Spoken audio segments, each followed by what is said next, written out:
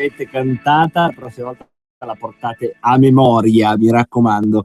Allora, a me piacerebbe continuare così con le ore liete, a scherzare, ridere, perché insomma non si può sempre dare cattive notizie.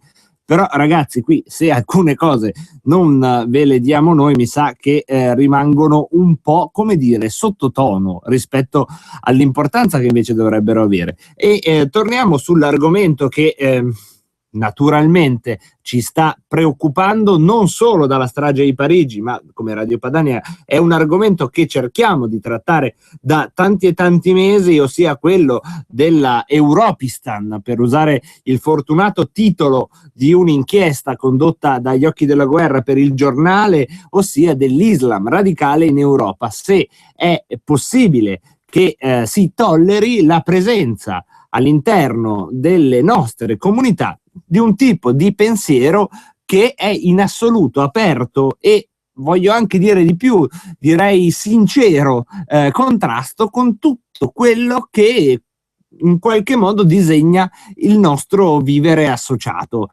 Ci sono tanti singoli casi, io ve ne faccio sentire uno che ha secondo me una doppia valenza, questo imam che vi faccio sentire. La prima è davvero la sua disarmante sincerità quando parla della libertà di pensiero e di qual è lo scopo del fondamentalismo islamico qui in Europa. E la seconda è la fonte. La fonte è un'inchiesta fatta da Piazza Pulita e quindi certamente non tacciabile quanto a giornalismo, come un giornalismo, diciamo così, orientato nei confronti della Lega e in generale del leghismo. Io penso che queste due caratteristiche depongano così a favore di questa bella intervista che è stata realizzata da Piazza Pulita, che vi faccio sentire. Questo è un imam che parla appunto di quelle che sono le sue visioni, le sue opinioni circa quelli che però, piccolo particolare, sono i valori fondanti della società in cui viviamo e come la conosciamo. Ve lo faccio sentire. È un imam londinese, cittadino inglese, che vive a Londra e che dice delle cose terribili, ma ascoltate, perché dalle cose che dice da Alessandra Buccini c'è qualcosa che ha già anticipato prima Carlo Freccero, c'è una critica radicale al sistema, diciamo, dei valori occidentali, e ascoltate perché voglio poi un vostro commento su questo. Alessandra Buccini. Io non credo nella libertà d'espressione. È Allah che ci indica cosa possiamo dire e non dire. Cosa ne pensa dell'attentato alla redazione di Charlie Hebdo? Sono anni che la vostra gente insulta l'Islam. Quello che è successo ce lo aspettavamo da tempo. Cioè lei si aspettava questo attacco terroristico? Io dico che il governo francese provoca i musulmani da tempo ormai.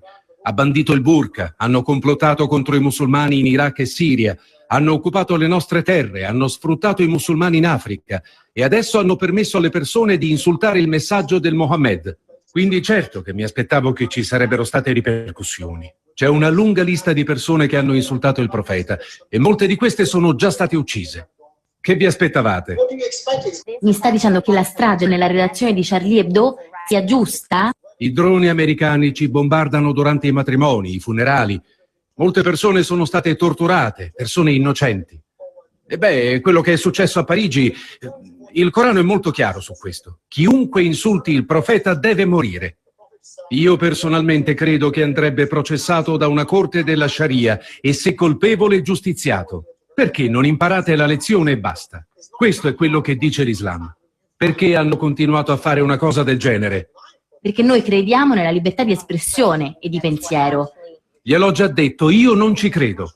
Ma lei in questo momento in realtà mi sta parlando, dicendo cose inaccettabili da sentire dopo quello che è successo a Parigi. Eppure sta parlando, non è questa la libertà di espressione? Io sto parlando perché Allah mi ha creato e mi ha dato il permesso di dare il punto di vista islamico al mondo. E voi non potete usare eufemismi come libertà di espressione e di parola per coprire azioni di provocazione come quelle che stava facendo quel giornale da anni. Quindi lei si rifiuta di condannare l'attacco? Fino a che voi non aprirete gli occhi e vi renderete conto delle vostre azioni, la situazione non cambierà. Se altri insulteranno il profeta, le ripercussioni saranno le stesse e ci saranno altri attacchi. I musulmani non sono come i cristiani che dicono di porgere l'altra guancia. I musulmani si difendono. Si difendono da cosa? Dai disegni? Per voi sono solo disegni, ma quei disegni erano inaccettabili. E non vi sorprendete se i giornalisti vengono presi di mira. Sono considerati quelli che fanno propaganda per i regimi che stanno mandando i loro uomini a uccidere musulmani. Quindi lei pensa che uccidere giornalisti sia giusto? Io dico che siamo nel mezzo di una guerra. I giornalisti, ma anche i civili occidentali, non sono al sicuro. Sono visti come parte del nemico. Ritirate le vostre truppe dai nostri territori. Noi ci stiamo ribellando contro i nostri regimi. Quando li avremo rimossi, daremo attuazione alla Sharia e arriveremo noi da voi in Italia. Ci troverete là, a Roma e nelle altre città. Non mandate la vostra gente nelle nostre terre. Ci pensiamo noi a venire da voi. È una minaccia? Quello che sappiamo dalle profezie del Messaggero è che il giudizio non arriverà finché un gruppo della nostra comunità non conquisterà Roma. Quindi, un giorno, statene certi, Roma sarà sotto la Sharia. Ma guardate che è una cosa bella, non dovete avere paura. La democrazia ha fallito, così come il capitalismo. Le persone non credono più che la democrazia liberale abbia le soluzioni per problemi come la povertà, l'immigrazione, la mancanza di prospettive per i giovani. Avete fallito. La risposta è la Sharia, e come non c'eravamo arrivati prima, non dovete preoccuparvi, amici da casa, è una cosa bella. Certo, questo imam londinese è un esempio e anche giornalisticamente efficace di un Islam fondamentalista, però non direi, ecco, di così escludere il fatto che questo tipo di Islam esista. Quello che bisogna capire e che mi preoccupa come cittadino, prima ancora di quello che vi sto dicendo qui da Radio Padania Libera, è capire quanto è diffuso questo pensiero in Europa, perché io vedo grandi levate di scudi ogni volta che c'è una, come la chiamano i giornalisti, una recrudescenza di neofascismo, neonazismo, insomma di tutto quello che si rifà alle ideologie della seconda guerra mondiale. Legittimamente addirittura c'è nella Costituzione il divieto alla ricostituzione del partito fascista, c'è la legge Scelba contro l'apologia di fascismo, ci sono svariati milioni, penso, di comitati antifascisti in tutta Europa che sono pronti a indignarsi, stracciarsi le vesti ogni volta che c'è, che ne so, un consigliere comunale che dice qualcosa di non ortodosso nei confronti del 25 aprile o di altri totem del passato. Però quando il fascismo si presenta non con la sua camicia nera, col suo fezzo e col suo manganello, come dovrebbe essere nelle raffigurazioni dei libri che distribuivano alle frattocchie, quando il fascismo si manifesta con questo tipo di intolleranza, con questo tipo di fanatismo, allora nessuno lo riconosce, nessuno, forse tranne noi, che quantomeno lanciamo l'allarme. E per capirci di più, dopo le chiacchierate che abbiamo fatto negli scorsi giorni, oggi volevo un po' tornare a casa dal punto di vista culturale e leghista in senso ampio, perché la persona con cui volevo commentare questa intervista, ma in più in generale la presenza islamica in Europa, è una conoscenza storica di Radio Padania, è stato anche direttore di Telepadania, ha fatto inchieste sul campo nei Balcani, in Iraq, insomma, se non l'avete già capito, sto parlando di Max Ferrari, che è in onda con noi. Buon pomeriggio, Max. Ciao Marco, e buonasera a tutti i radioascoltatori. Allora, noi abbiamo appena trasmesso da Piazza Pulita un imam radicale che teorizzava la necessità della Sharia per l'Europa e che la loro missione non è compiuta finché non conquisteranno l'Europa, perché così è scritto nelle profezie del Messaggero. La prima domanda che ti faccio è: secondo te questo imam è così un fenomeno da baraccone mediatico buono per costruirci un quarto d'ora di riflessioni in libertà, oppure è la punta di un iceberg? No, io credo che sia una persona onesta, a differenza di altri che ci raccontano che sia una religione di pace, che non ci sono nelle sure del Corano, c'è soltanto amore, pace, volemose bene. Questo estremista, questo fondamentalista, questo sincero imam ci dice invece le cose come sono. Poi certo ci sono persone che fanno una interpretazione letterale del libro, così come questo imam, ma d'altra parte deve essere così, perché l'interpretazione non letterale non è ammessa, e ci sono altri che dicono, personaggi della sinistra italiana, della sinistra europea, che molto probabilmente non conoscono nemmeno le scritture della religione cristiana, che si improvvisano esperti di Islam e che ci dicono che invece no, va bene, c'è scritto così, però non bisogna intenderlo alla lettera, perché in verità bisognerebbe interpretarlo e in verità è un libro di pace. Però che sia da interpretare, che la scrittura sia da interpretare, lo dicono questi personaggi di sinistra che, ripeto, non conoscono neppure i fondamenti di quella che in teoria è la nostra religione e si improvvisano esperti di Islam. Poi invece sentiamo persone come questo imam, ma ce ne sono centinaia in giro per il mondo, che probabilmente invece la loro religione l'hanno studiata, la conoscono profondamente, che invece ci dicono che i cristiani vanno come minimo convertiti e se non si riesce a convertirli vanno ammazzati.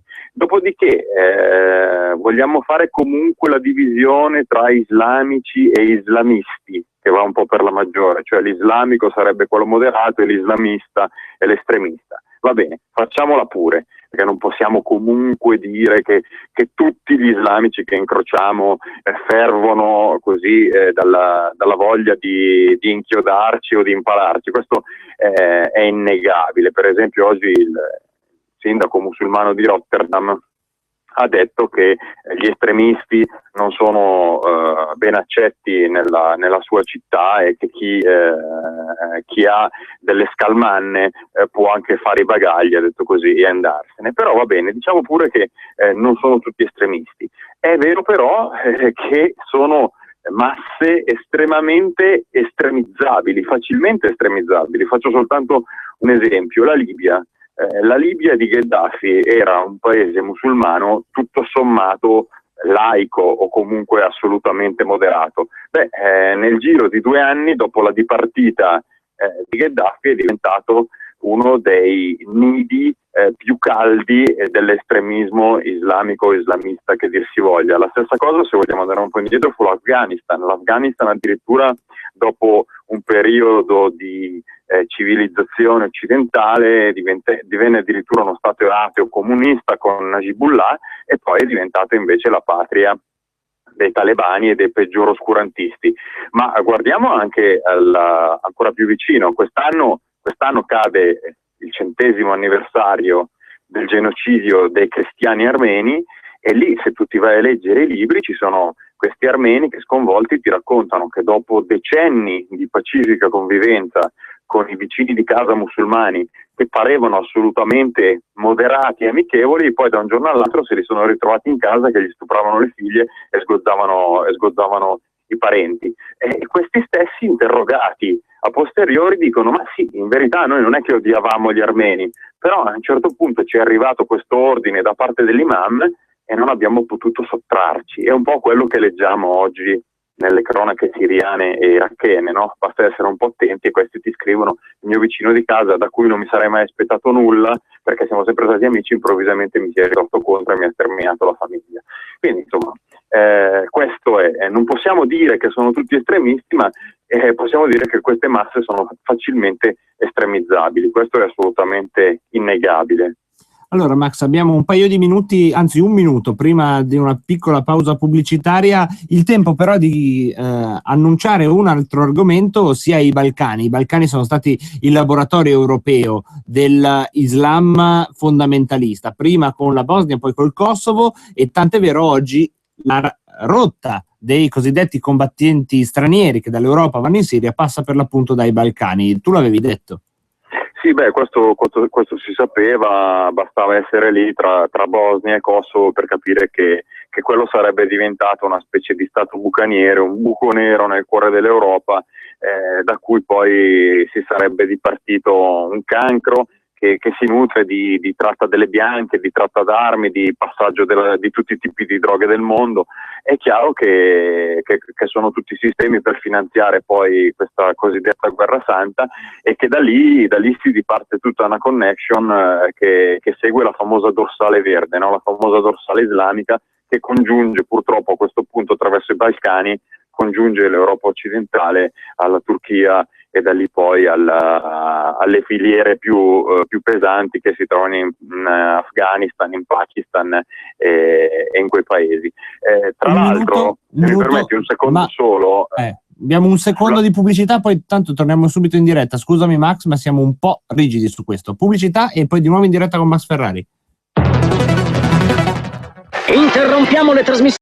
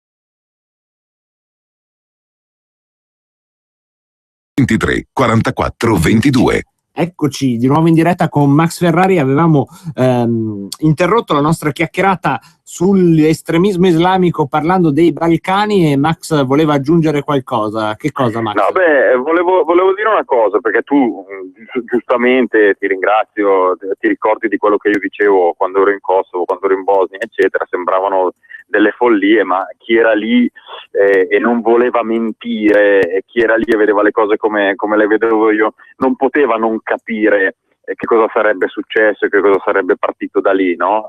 Adesso ci vengono a dire che tutte le armi, i peggiori estremisti passano da quei corridoi, d'accordo. Però volevo parlare di una realtà più vicina a noi, la Francia, perché insieme al buon Marco Bressanelli, che mi faceva da cameraman e che ha lavorato con me tanti anni a Telepadania, nel 2005, durante la famosa rivolta delle banlieue, la rivolta delle periferie, abbiamo passato 11 o 12 giorni nella ridente periferia parigina, nel quartiere di Saint-Denis, che non è lontanissimo dal centro di Parigi come qualcuno dice, è a una 7-8 minuti di macchina e a 3 minuti probabilmente con la fermata della metropolitana. Lì ne abbiamo viste di tutti i colori. Io ho scritto parecchi articoli e quando sento parlare qualcuno di periferie sotto controllo mi viene da ridere, perché io e Bressanelli abbiamo filmato una serie di attacchi violentissimi all'arma bianca, quindi senza armi da fuoco, ma comunque attacchi violenti e vincenti portati avanti da queste gang di ragazzini, di teppistelli convertiti improvvisamente all'Islam, che attaccavano già allora le stazioni della polizia e i commissariati, e vi garantisco che le macchine della polizia abbandonate, rovesciate ed incendiate, e i commissariati abbandonati dai poliziotti non si contavano. Quindi oggi, quando vedo le ultime scene che vediamo, no? Dei due terroristi che scappano e della macchina della polizia che prima si ferma, poi fa marcia indietro e poi i poliziotti sostanzialmente si danno alla fuga, ecco, non mi raccontano nulla di nuovo queste immagini, sono cose che abbiamo già visto, però che abbiamo trasmesso. Però la cosa interessante è che alla fine di quel viaggio, che ci aprì un mondo, perché non pensavamo che la Francia fosse così sprofondata, parliamo del 2005, quindi immaginiamoci oggi. Alla fine di quel viaggio io ho intervistato un più giovane, Jean-Marie Le Pen, che mi disse queste parole che io riportai fedelmente sulla Padania e le ho ritrovate. Lui disse nel 2005: questa guerriglia urbana parigina è soltanto l'inizio, è la prova generale per qualcosa di molto più grande che verrà presto. Tra qualche anno le rivolte saranno ovunque e la polizia si dovrà chiudere nelle caserme. se non inizia presto una politica di respingimenti e di revoca della nazionalità per i delinquenti e per i terroristi, l'Europa soccomberà. A questo si aggiunse, non so se qualcuno se lo ricorderà, una mia intervista al ormai più che novantenne generale Gallois, che è stato per anni il consigliere militare numero 1 del generale De Gaulle e poi di tutti i presidenti che si sono succeduti. Ebbene, questo vegliardo, è morto l'anno scorso ma era assolutamente lucido, disse questa frase: ci attende un futuro, e l'ha scritto poi nel suo ultimo libro, ci attende un futuro di guerre interetniche e interreligiose all'interno delle nostre città francesi. Chiaramente il discorso si estende a tutta l'Europa. Noi non siamo assolutamente pronti ad affrontare questo nemico interno. Ecco, io tra l'altro, a corollario di quegli articoli scrissi, me ne sono accorto adesso, che io e Bressanelli ci sentivamo come due infedeli nel califfato. Ecco, nel 2005 non sapevamo che in effetti poi sarebbe arrivato il califfato, eccetera. Però si poteva tutto intravedere, si poteva tutto scrivere. E una delle cose che, se mi permetti, aggiungo, io trovo estremamente preoccupante, e credo che la radio in questo dovrebbe fare un lavoro di diciamo così educazione, passamelo, è sentire tutte quelle letture un po' storte e pericolose che ci raccontano che questi attentati, queste stragi di Parigi sono delle fiction, sono delle cose finte, sono delle cose organizzate dagli americani, qualcuno parla di complotti ebraici, eccetera. Queste sono letture estremamente pericolose perché vanno a negare una realtà drammatica che noi abbiamo sotto gli occhi, e se noi ci culliamo in quest'idea un po' grillesca, ma non solo, del complotto organizzato dall'esterno, che non è così, allora cade tutto il nostro sistema di anticorpi e di autodifesa, perché se passa l'idea che è tutta una fiction, che il poliziotto non è stato ucciso, o che è stato ucciso ma che poi in verità non sono stati poveracci gli estremisti islamici, ma sono stati altri cattivoni venuti dallo spazio, dagli Stati Uniti di qua di là,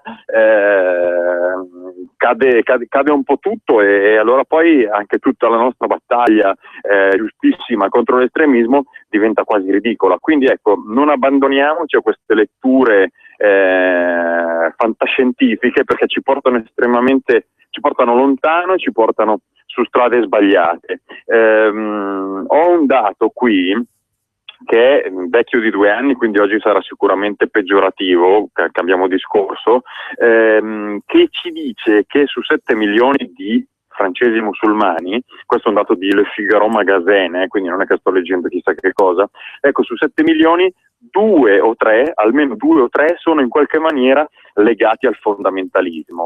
Quindi non è che stiamo parlando di 2 o 3 unità, stiamo parlando di 2 o 3 milioni. Quasi un terzo, diciamo. Quindi quando ci si dice no, vabbè, ma sono numeri piccoli, ma insomma se 3 esaltati sono riusciti a mettere in ginocchio la Francia, figuriamoci che cosa potrebbe succedere il giorno in cui da questi 2 o 3 milioni legati al fondamentalismo ne saltano fuori magari 20 e 30.000, e probabilmente non è un giorno così lontano. No, sono poi già certo, migliaia i combattenti. Sono già migliaia censiti i combattenti francesi che in questo momento o sono in Siria o stanno tornando. Poi c'è una porosità, e l'abbiamo detto, in questo senso, di entrate e uscite, anche perché l'Europa, si sa, le frontiere interne sono quelle che sono dopo Schengen. Volevo però fare una precisazione per riguardo a quello che hai detto sulle ricostruzioni della cosiddetta dietrologia. Bene, noi qua come Rebelot abbiamo un metodo abbastanza lineare, nel senso che primo punto del metodo prendiamo caso per caso, e quindi evento per evento, senza abbracciare teorie ideologiche che cercano di infilare il mondo in una scatola che dovrebbe spiegarlo. E nel caso di Parigi, ad esempio, aveva fatto il solito che facciamo, ossia sentire più esperti che a nostro avviso hanno una libertà di opinione, hanno una capacità, un'indipendenza nella loro analisi, nella fattispecie Paolo Sensini, Massimo Finiglieri, Gianni Calessini, e facendo una sintesi di tutti e 3 questi interventi, io penso che la ricostruzione fatta da Gianni Calessini possa essere quella più vicina, ossia l'attentato è com'è, non ci sono dietrologie particolari e fantascientifiche. Se hanno trovato il documento in macchina probabilmente è perché c'è una fonte da tutelare che ha fatto una soffiata e i servizi hanno dovuto tutelarla inventandosi la storia del documento. Se nelle strade non ci sono le macchine è verosimile, fino a prova contraria, come diceva Sherlock Holmes, che ci siano degli altri terroristi che hanno bloccato le strade, e infatti si stanno cercando altri 6 terroristi che credo siano legati a questo tipo di dinamica. Il poliziotto che muore e non c'è uno sprizzo di sangue, può essere il nostro immaginario ormai assuefatto dalla truculenza hollywoodiana, per cui se non c'è almeno un quintale di sangue che esplode non crediamo alle nostre immagini, e nessuno poi ha detto che è stato colpito non alla testa, è stato colpito nel corpo, quindi vestiti. Adesso non voglio entrare in particolari che non sono belli da sentire, però insomma anche qui abbiamo ricostruito bene. Al di là di queste che sono tecnicalità e che ci fanno pensare quindi sì che questo è un attentato con tutti i crismi per come è stato, c'è il discorso che ha fatto anche Gian Michalessin, che è una firma importante, ha detto sì, l'attentato è autentico e verosimile, ma attenzione perché comunque questi qui i servizi lo sapevano che esistevano e ci può essere una zona grigia in cui magari questi sono scappati di mano dal controllo dei servizi segreti francesi. Chiaramente ma qui questo sicuramente perché è un dato ufficiale che sono stati seguiti giorno per giorno fino a luglio del 2014 e poi sono stati ritenuti non pericolosi e da allora in poi non li ha seguiti più nessuno. Però voglio dire, questo rientra un po' nella bambanaggine nostrana, no? Cioè questo è un discorso che è molto italiano. Quante volte sentiamo qui dire che non sono pericolosi, che quella moschea non è pericolosa, quel centro islamico è tutto pace, amore, volemose bene, e poi adesso leggevo ultimamente giustamente l'onorevole Nicola Molteni che riporta l'allarme sulla moschea di Como, perché adesso i servizi segreti, dopo averci detto per anni che era un luogo di piaccioni, ci vengono a dire no, che invece è pericolosa e che lì si stanno formando alcune reclute dello Stato islamico. Quindi ecco, queste cose sicuramente sì, è stato tutto preso sotto gamba, è stato preso tutto molto all'europea, però altre cose non ce ne vedo. Poi quando si è detto, tu giustamente ricordavi, si è detto che non c'erano macchine in strada, poi invece oggi scopriamo che c'era quest'altra macchina della polizia che poi ha fatto questa retromarcia perché c'erano questi 2 con le pistole d'ordinanza e gli altri 2 con i Kalashnikov. Detto questo, volevo dire una cosa, la sinistra, perché comunque la sinistra francese è così pervicacemente attaccata a questa difesa dell'indifendibile? Ricordiamoci che il presidente Hollande ha vinto con un margine molto risicato le ultime elezioni presidenziali, si scontrava con Sarkozy, ha vinto con un margine del 3% e ricordiamoci che quel 3% di margine ce l'ha avuto grazie all'elettorato musulmano, perché sono dati ufficiali scritti da tutti i giornali francesi, l'86% degli elettori musulmani francesi, e abbiamo parlato di 7 milioni,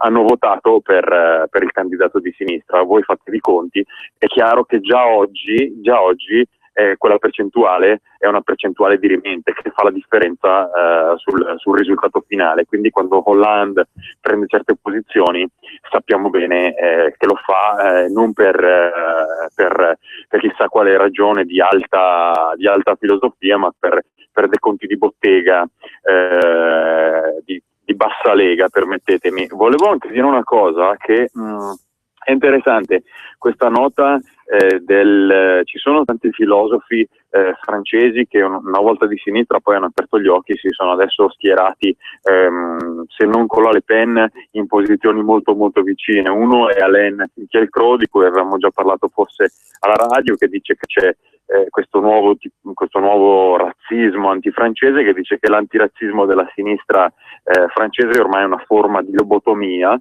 che credo che sia molto interessante. E poi c'è la LICRA, che è questa associazione, che è l'associazione contro il razzismo e l'antisemitismo, che è molto interessante perché è stata la protagonista nei mesi scorsi, questo non l'ha detto nessuno, di una vittoria eclatante nei confronti di un nuovo razzista, no? Una nuova forma di razzismo, il razzismo antibianco, che qui in Italia non è riconosciuto, e lì invece, proprio anche grazie all'assistenza legale della LICRA, si è convenuto in Francia che c'è questa nuova forma di razzismo contro i bianchi, e quindi c'è stata la prima condanna. Chiaramente è un evento più unico che raro, però insomma in qualche modo fa giurisprudenza, di una persona che aveva insultato e picchiato un bianco dicendo sporco bianco in metropolitana. E mi pareva interessante leggere la dichiarazione del presidente della LICRA, che dice: c'è una nuova forma di razzismo che qualcuno non vuole vedere e di cui non si misura la gravità e il pericolo. C'è un nuovo razzismo che trova i suoi ideologi negli islamisti radicali, e questi fenomeni stravolgono tutte le fondamenta della lotta antirazzista classica, secondo cui l'immigrato, il nero, l'arabo sono le vittime e il razzista è necessariamente bianco, cristiano e di destra. Ecco, quindi è molto interessante questa cosa qui, perché i fenomeni sociologici, tutto quello che succede in Francia, una decina di anni dopo arrivano anche qui da noi, no? E quindi tutte queste cose che stiamo dicendo alla fine non è che sono così avulse dalla nostra realtà. Nel piccolo le vediamo anche noi, e se fossimo bravi, se avessimo una classe politica responsabile, probabilmente, vedendo quello che è successo e che sta succedendo alla Francia, non dico che potremmo evitarlo in toto, ma potremmo in qualche maniera cercare di creare degli argini e delle barriere. Purtroppo vediamo tutti che non è così. Radio Padania Libera ne è testimone tutti i giorni. Ecco Max, un'ultima domanda. Hai fatto giustamente così riferimento al peso elettorale che in Francia ha la cultura islamica, e quindi non avrebbe successo e non avrebbe avuto tutto lo, come si dice, lo spolvero mediatico il libro che uscirà domani in Italia. Si chiama Soumission, ed è un libro in cui si ipotizza una sorta di distopia in cui nel 2022 la Francia è governata da un premier musulmano, ma ecco, non dobbiamo immaginarci un libro fatto, diciamo, di conquiste con la scimitarra e di violenze di piazza. È invece il paradosso che propone questo romanzo, è quello di una conquista del potere islamico democratico proprio contro uno spauracchio che è interpretato nel romanzo da una simile Marine Le Pen, che viene sconfitta alle elezioni col doppio turno alla francese, quindi nella seconda parte, nel ballottaggio, da un premier dei fratelli musulmani che si atteggia a gran moderato, unito alla gran parte però della classe dirigente francese, che tra i due poli decide di scegliere questo secondo. Una dominazione che viene fatta sì con la Sharia, ma non immaginiamo frustate o cose esotiche di cui ci riferiscono le cronache per l'appunto dall'estero, ma una Sharia soft, fatta con gli strumenti del condizionamento mediatico, esattamente come oggi ci viene venduto il tal succo di frutta piuttosto che quell'altro, verrebbe venduta una modo di vivere la società diverso da quello che viviamo oggi, e soprattutto, e qui sta la sostanza, con i grossi soldi degli Emirati Arabi. Quanto è fantascienza oggi questo romanzo? Ma non è per nulla fantascienza, è già sotto i nostri occhi, è la realtà che si sta delineando. Tutto sommato, se guardiamo gli spostamenti elettorali, il grande risultato elettorale di Marine Le Pen, perché è arrivato? Perché una grossa parte dell'ex elettorato operaista, gli impiegati francesi che votavano a sinistra hanno ben capito che la sinistra francese li ha abbandonati, andando alla ricerca di un nuovo tipo di elettorato, che è l'elettorato degli immigrati, e si sono spostati sulla Le Pen. È chiaro che a questo punto vincerà chi demograficamente ha il numero più alto, e a questo punto non possiamo che ricordare le profetiche parole, credo che fosse un ex presidente algerino, anzi quasi sicuramente, non mi ricordo il nome, che disse negli anni 50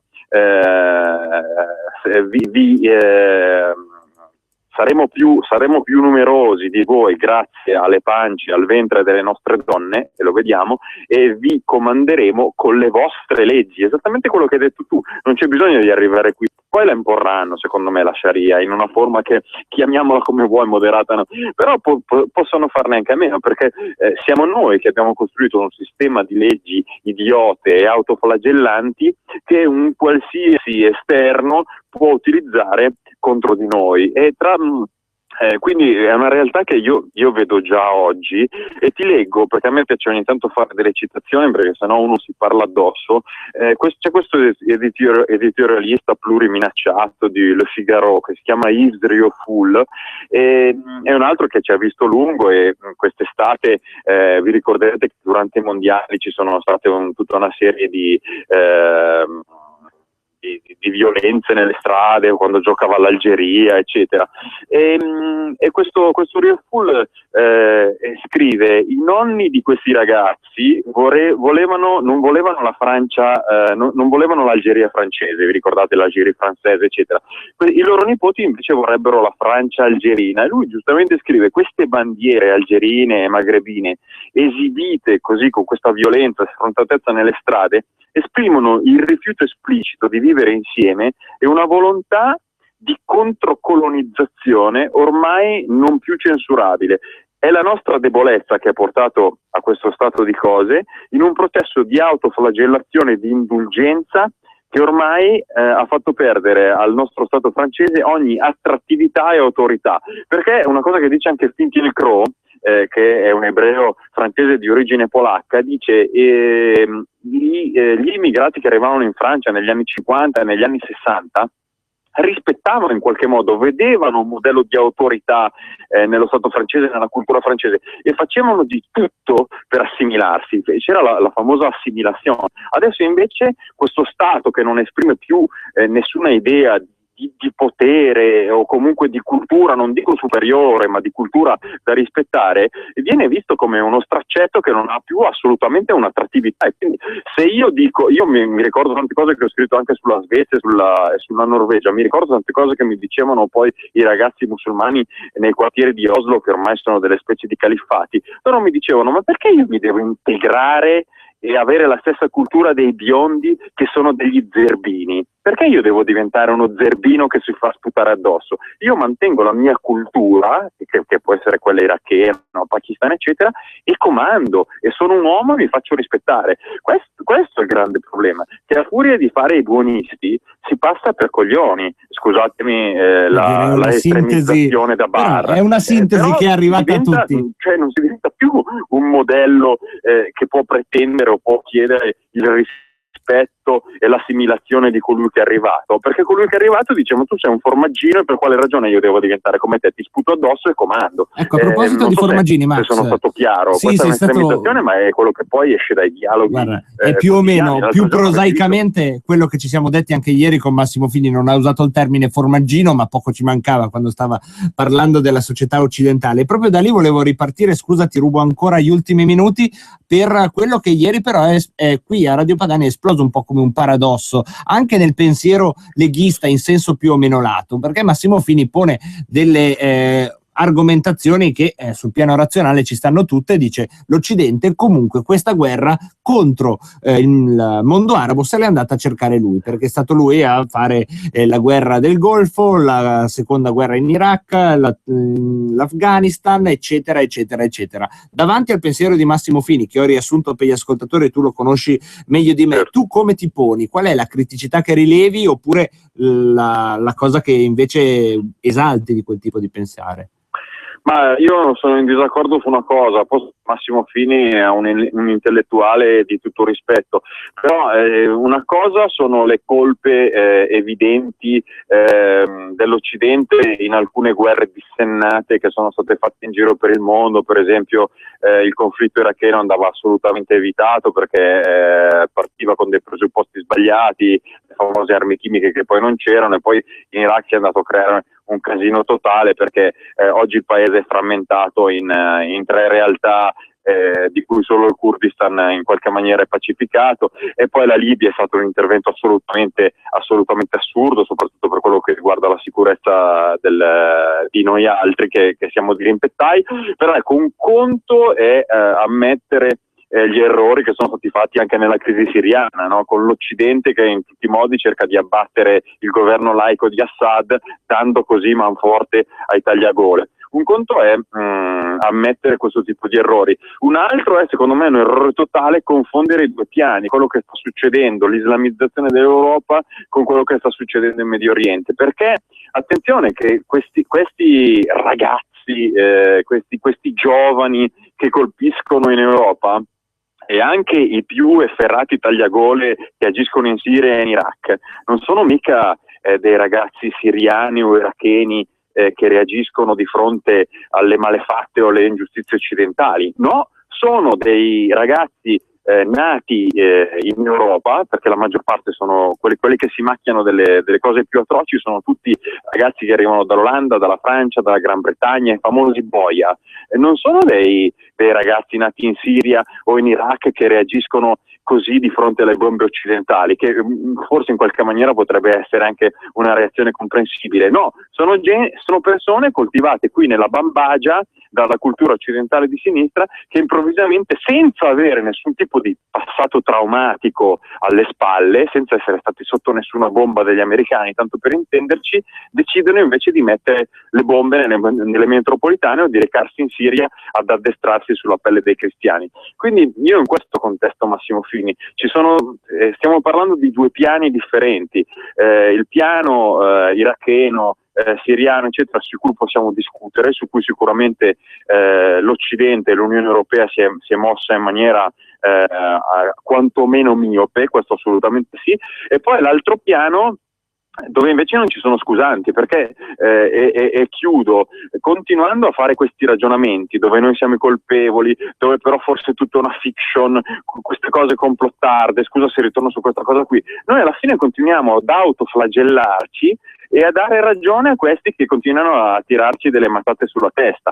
Allora, se è così, insomma, diciamo, beh ragazzi, ci va bene così e non protestiamo nemmeno più. Quindi io la vedo come fino a un certo punto molto limitato a realtà esterne. In Europa ci sono delle dinamiche totalmente diverse che io credo che sfuggano ai più e che io, non perché sono particolarmente intelligente, ma forse perché ho viaggiato nei posti giusti o sbagliati al tempo, avevo già descritto 15 anni fa, perché alle rivolte di Stoccolma io ho scritto 20 anni fa quello che sarebbe successo. L'Olanda, vai a vederti il mio pezzo Tulipani musulmani sul Sole delle Alpi di 18 anni fa, non esisteva nemmeno un partito di Geert Wilders, quindi insomma proprio miope non credo di essere. Quindi chiaro, Massimo Fini è una grande firma, è anche un amico e scrive delle cose estremamente intelligenti, però sulla domanda credo di averti risposto puntualmente. Davvero, sì, ti ringrazio perché i piani siano diversi. Perché davvero, insomma, non sono opinioni e basta, opinioni di una persona, di un giornalista, Max Ferrari, che in quei posti lì c'è andato. Grazie mille Max, a presto su Radio Padania. Grazie a voi, buona serata. E speriamo che prima o poi questa guerra finisca, no?